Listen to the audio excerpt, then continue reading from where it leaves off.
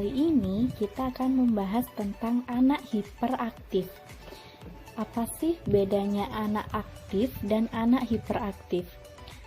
Anak aktif adalah anak yang memiliki kelebihan energi, sehingga mereka lebih aktif bergerak dibandingkan anak seusianya.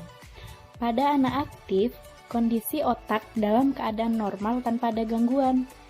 Sedangkan anak hiperaktif adalah anak yang memiliki gangguan tingkah laku karena perkembangan otak yang tidak normal.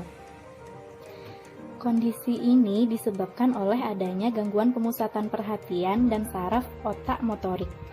Akibatnya, anak hiperaktif sulit memusatkan pikiran, perhatian, dan konsentrasi.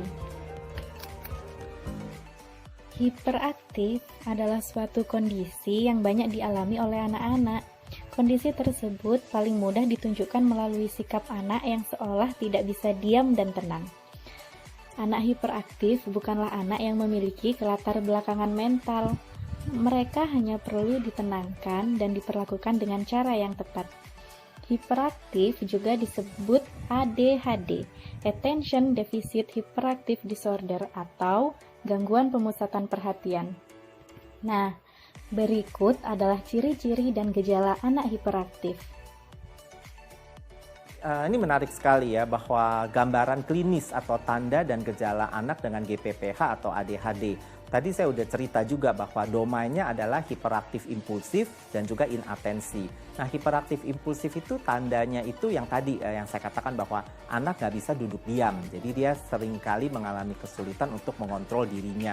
Seperti dia jalan-jalan di dalam kelas sementara gurunya nerangin, sementara temennya ngerjain PR, dia sibuk minjem pensil, kemudian minjem setip, kemudian terus bolak-balik, nanti dia mau ke toilet. Saya ada salah satu anak yang datang ke saya dari belajar, kata gurunya bisa 1 jam pelajaran bisa 6 kali bolak-balik ke toilet, kan habis waktunya.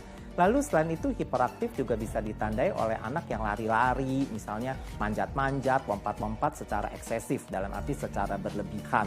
Lalu perilaku impulsif itu sendiri bisa digambarkan sebagai perilaku yang nggak sabaran, misalnya nggak sabar ngantri misalnya, atau nggak sabar menunggu. Kalau disuruh tunggu sebentar 5 menit, rasanya dia nunggunya seperti 5 tahun. Dia bisa merengek-rengek, dia bisa marah-marah, jadi bisa disertai dengan ledakan-ledakan emosi yang tak stabil juga.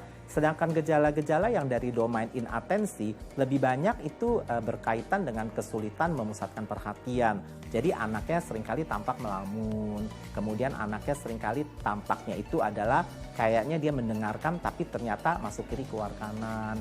Kalau dikasih instruksi suruh membuat sesuatu, misalnya dia disuruh buat matematika halaman 15, yang dibuat mungkin halaman 13 karena dia tidak memperhatikan apa yang diminta oleh gurunya. Seringkali disuruh mencatat agenda, dia tidak mencatat agenda. Seringkali disuruh bawa barang, dia tidak bawa barang oleh karena dia lupa semua hal.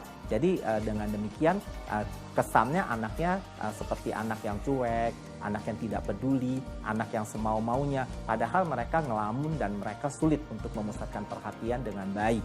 Nah, itu adalah sekelumit tanda dan gejala anak-anak dengan GPPH. Nah, tentunya kalau kita lihat lagi sebagaimana yang saya jelaskan sebelumnya, apakah ini bawaan atau bukan? Ya, memang ada beberapa penelitian yang menggambarkan bahwa ada faktor hereditary atau faktor herediter juga dari ADHD ini. Artinya ADHD bisa diturunkan juga sebenarnya. Nah, seringkali dalam menghadapi anak-anak yang datang ke saya juga bertanya sama orang tuanya, dalam keluarga besar ada gak sih yang memiliki gangguan yang serupa seperti ini? Nah, sebagian besar bilang ada, tapi juga ada sebagian kecil yang tidak ada. Jadi kalau kita ngelihat dari penelitian, kita merujuk, ternyata memang ada ya yang mengatakan ini hereditary. Namun mereka lebih banyak mengatakan sebenarnya gen itu berpolimorfisme. Artinya gen itu mengulang, setiap gen itu mengulang dalam jumlah repeat yang berbeda dibandingkan dengan anak-anak tanpa ADHD. Jadi memang bisa dikatakan ada faktor bawaan, tapi bisa juga dikatakan adanya faktor perubahan dari genetik itu sendiri akibat gen berinteraksi dengan lingkungannya.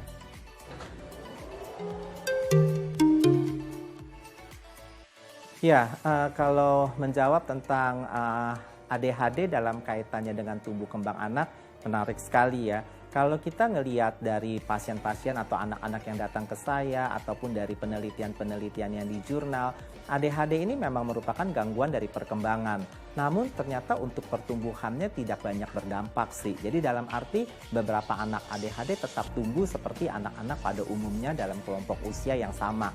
Namun ada sebagian kecil anak-anak ADHD maksud saya atau GPPH yang sedemikian aktifnya sehingga kadang-kadang mereka makannya banyak tapi berat badan mereka sulit sekali untuk naik oleh karena mereka begitu aktifnya atau karena mereka sangat aktif akibatnya intake nutrisi ke dalam tubuh mereka jadi terbatas. Contohnya misalnya anak ini cenderung maunya main terus, aktif maunya main jadi dia lupa untuk makan. Kalaupun dipanggil untuk makan makannya cepet-cepet, asupannya sedikit, seolah-olah kayaknya takut ketinggalan saya, nggak bisa main karena harus makan.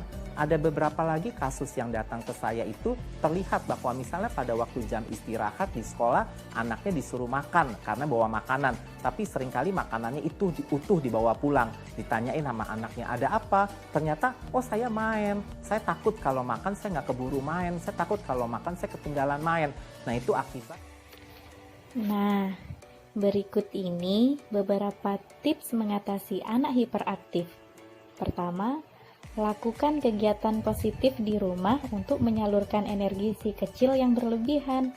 Misalnya, berolahraga, menggambar, bermain bola, atau jalan-jalan. Kedua, buat aturan yang jelas di rumah.